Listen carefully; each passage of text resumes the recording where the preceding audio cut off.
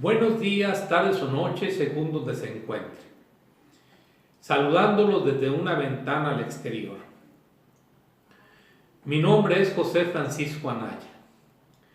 La plática que les traigo el día de hoy para ustedes es uno de los casos clásicos de la ufología, mundial incluso.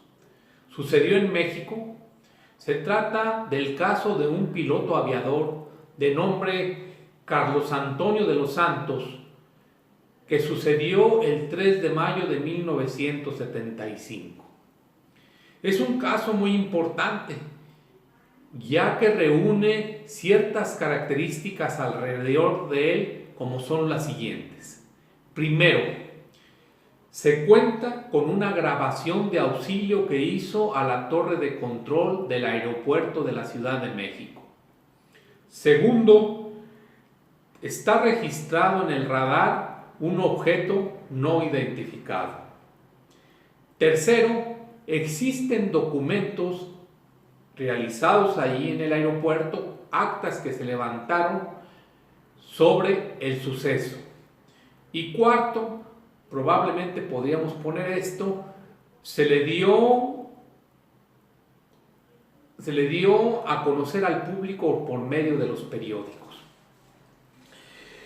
Para empezar esto, voy a presentarles un video donde está la grabación original de cuando él pide ayuda a la torre de control. Además, lo que se vio en el radar de allí mismo. Comenzamos, vamos a verla. 6 millas al sur de México, el piloto dijo: me están dejando ahora, ya tengo control con mi aeronave. Y en ese momento vimos una mancha como de, digamos, 1 centímetro cuadrado. Hizo un movimiento fantástico y se pasó hacia abajo, o sea, hizo esto, ¿no? Sí. Y se quedó impregnado en la superficie inferior del fuselaje.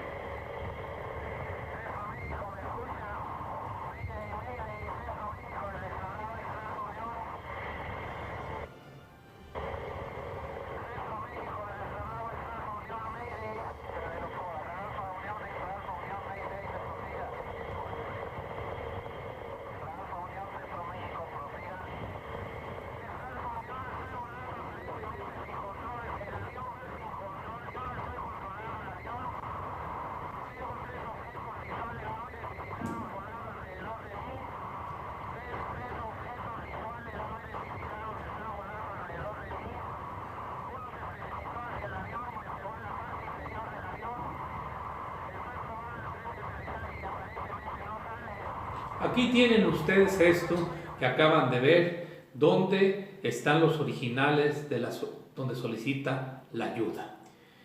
Quiero comentarles, él venía de un viaje de la ciudad de Zihuatanejo a la Ciudad de México. Y a la altura del lago de Tequesquitengo es donde es prácticamente secuestrado por 3 hombres. 3 platillos clásicos como los que nos han dado a conocer. Uno se posa sobre el ala izquierda, el otro sobre el ala derecha y un tercero en la panza del avión.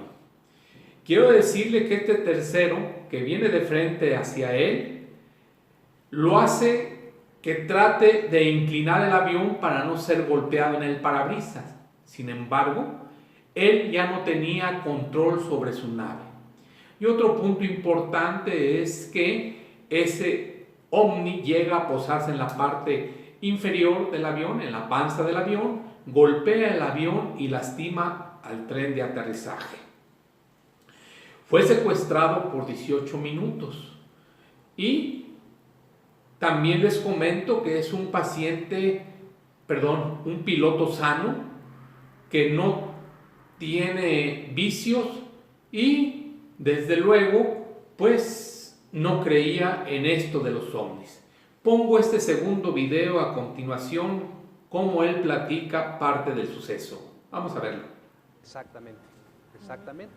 y comencé a notificar mi emergencia, Centro México del Extra Bravo, Extra Alfa Unión, Mayday, Mayday, Mayday. Y me contestaron como a la cuarta o quinta llamada, en donde ya me dijeron, Extra Bravo, Extra Alfa Unión, ¿cuál es su emergencia?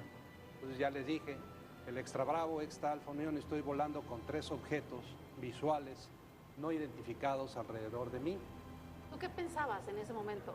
En ese momento yo no pensaba, sino reaccioné en una forma muy nervioso, llorando, porque no daba crédito a lo que estaba yo viviendo. Y pues yo tengo... Antes de eso, ¿tú habías escuchado acerca de los ovnis? No. ¿Habías leído algo? ¿Creías en los ovnis? No, nada. nunca. Yo tengo 58 años de edad y en aquel entonces era una persona 100% sana, muy saludable. A pesar de que medicina de aviación era quien nos controlaba a nosotros, quien controla a todo el personal aeronáutico. 2 exámenes médicos por año, muy deportista. Nunca he fumado, nunca he tomado, mucho menos una droga o un vicio, ¿no? Que dio lugar a muchos comentarios de que posiblemente había yo ingerido algo. Entonces les comentaba que él había sido secuestrado prácticamente por 18 minutos por estas 3 naves. Y les comentaba también que una se posa sobre el ala izquierda, otra sobre el ala derecha y una tercera en la parte de la panza del avión. Después de los 18 minutos, la nave del lado, o el platillo volador del lado izquierdo se levanta y en una horizontal se aleja hacia el volcán Popocatépetl. Le sigue la que iba sobre el ala derecha y la de la parte inferior él no vio hacia dónde se desplazó. También quiero comentarles que se cerró el aeropuerto de la Ciudad de México por 1 hora y 17 minutos. Claro, con la llamada que había hecho de emergencia, se esperaba lo peor. Entonces se cerró el aeropuerto mientras que él podía descender. Otra cosa de hacer notar es que realizó 11 veces un vuelo sobre la pista de aterrizaje hasta que pudo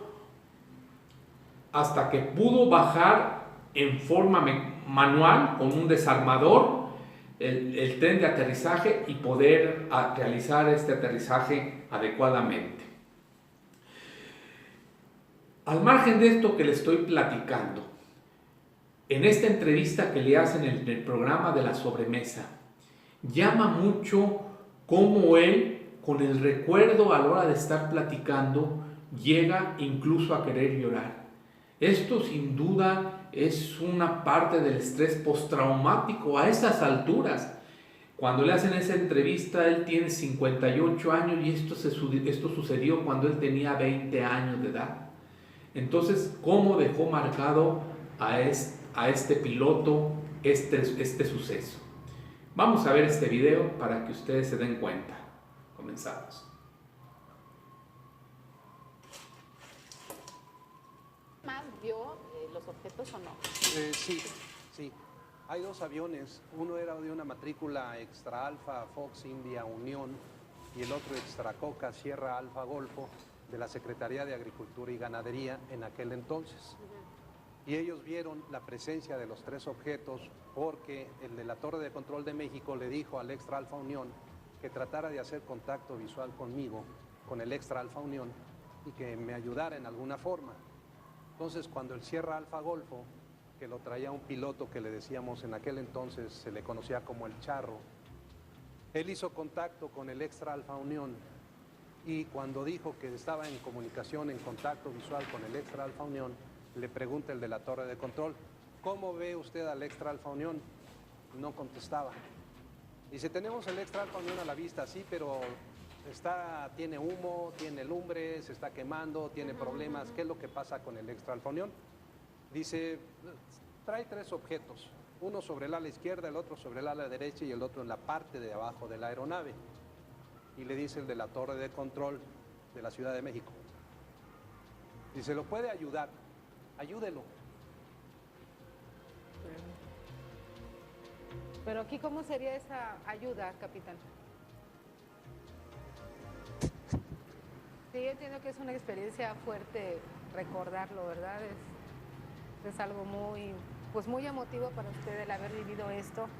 Por eso le agradecemos enormemente. ¿Quiere que hagamos una pausa y ahorita le seguimos?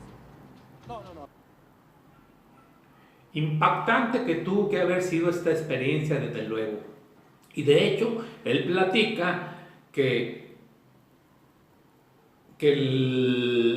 cuando sucedió esto se puso muy nervioso e incluso lloró.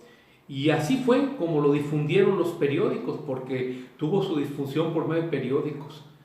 Entonces, nomás para hacer énfasis en este tipo de estrés que padece esta gente con estas situaciones donde se enfrenta prácticamente a algo desconocido. Aquí me viene a la mente el caso que le pasó a la astronauta Stephanie Chin Piper en la misión del Apolo STS-115. Voy a ponerles el video para que lo recordemos. Es corto. Vamos a verlo. Donde la tripulación daba pormenores de sus actividades, ocurrió esto. Was just something that, you know, something that you never seen before. And when I finally got to go out the door, that was something different too. And I figured that would never happen without the preparation we had, training the team. And so I'd like... Es la astronauta Stephanie Chin Piper, una de las integrantes de la misión STS-115 del transbordador Atlantis.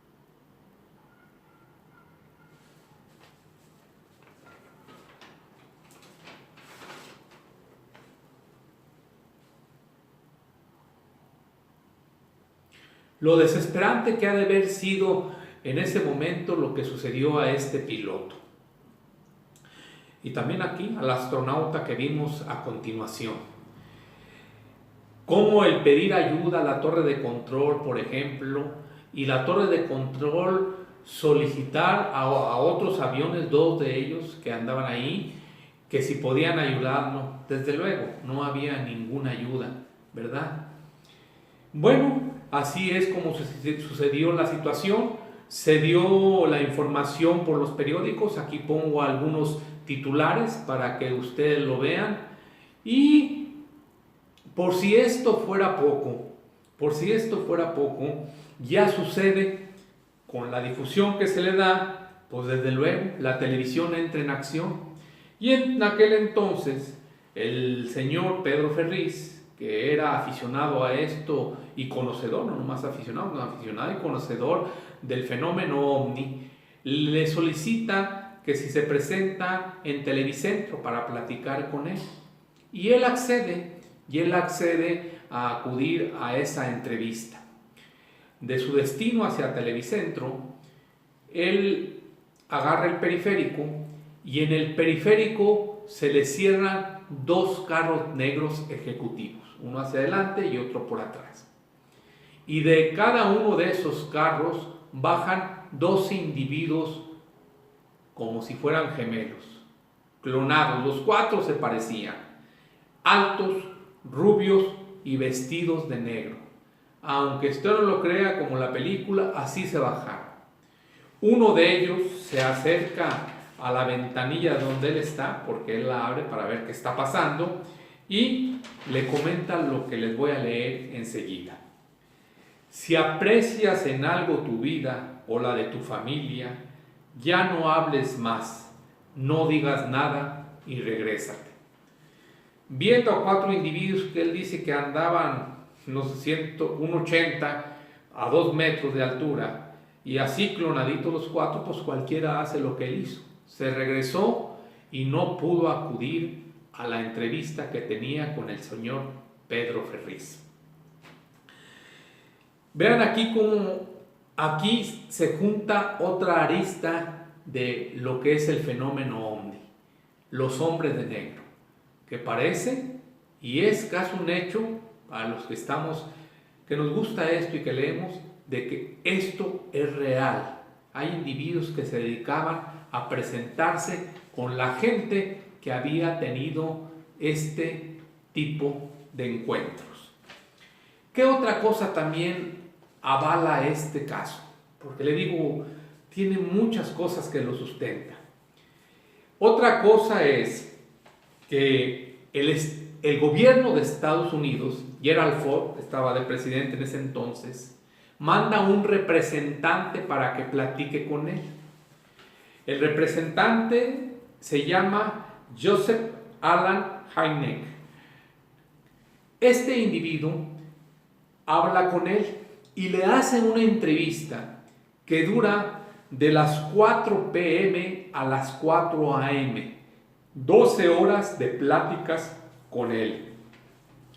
Posteriormente, él le invita a que tener una en privado, porque esta entrevista que tuvieron eran con todos los asesores que venían de Estados Unidos, pero le pide que el siguiente domingo a esa entrevista tuvieran una plática en privado solamente él y Carlos Antonio de los Santos. Y acepta. El domingo, Carlos Antonio de los Santos llega al hotel donde quedaron de verse, estaciona su coche, se baja y viene otra sorpresa.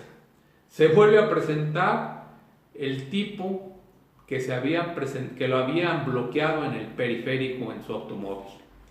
Y le comentó: ¿no has entendido qué te dijimos, que ya no queremos que andes hablando de esto? Regrésate. Él dice que se quiso portar valiente, sin en cambio vio que el individuo era ya algo rudo y optó por subirse al coche y regresar a su casa. La entrevista ya no fue posible.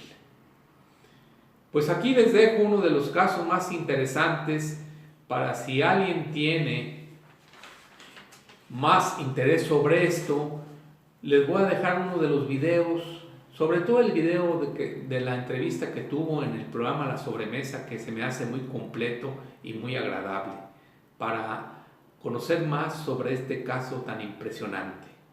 Y ahí está, el fenómeno OVNI, tan claro como el agua. Gracias por escucharme.